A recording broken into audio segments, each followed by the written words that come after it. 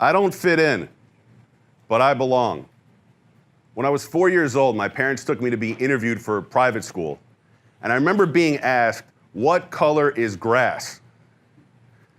I know this, I thought to myself. I looked up, smiled, and proudly said, "It depends." That lady looked back at me like I was either missing something or hard of hearing. I continued. If it's alive, it's green. If it's dead, it's brown.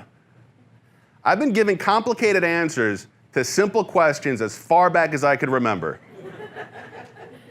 And as I got older and started asking questions of my own, the answers didn't come any easier. I grew up in a Jewish neighborhood, but not in a religious home. I went to a primarily Jewish school, but not a Jewish day school. One grandma would only eat lunch at her country club, and the other one made me spaghetti sandwiches. I wasn't popular, but I had friends.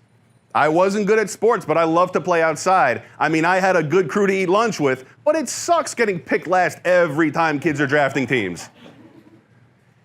Have you ever felt like you weren't accepted where you fit in, and you don't fit in where you're accepted?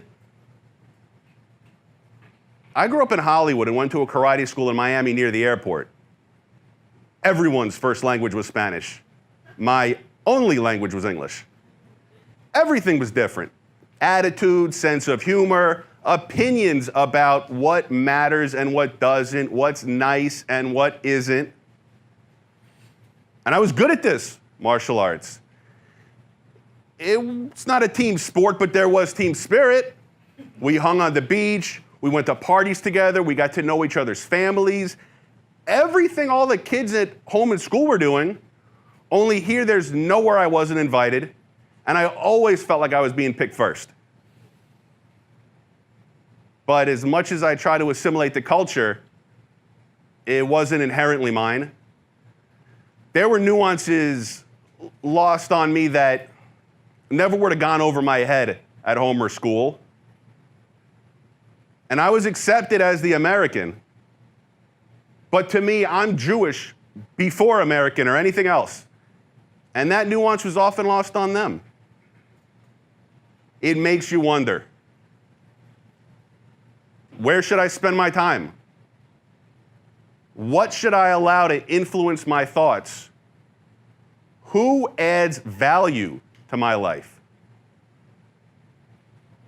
With all of that rumbling around in my head, I hopped on a plane and flew to Israel for HSI. I'll never forget the feeling.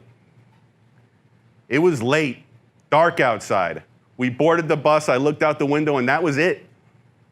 It only took 17 years. I finally felt like I belong. I called my parents and told them I'm not coming home. They reminded me I was going to college. My Israeli friends gave me some moral support. And eventually I realized everything I was running away from, I was bringing with me. But that feeling of belonging, that I could take. And I did. And I came home. And since then, spent years on the executive board of the tribe, another federation-funded organization, but this one designed to help bridge the gap between finishing Hebrew school and sending your kids to it, during which time so many Jews go unaffiliated. I met my wife at our 2013 Yom HaAtzmaut celebration.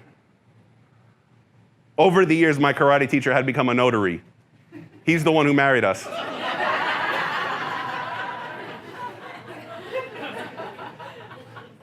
I even started working for Federation. And after years of trying,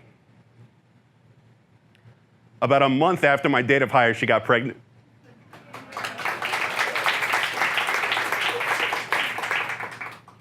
That could all be b'sher.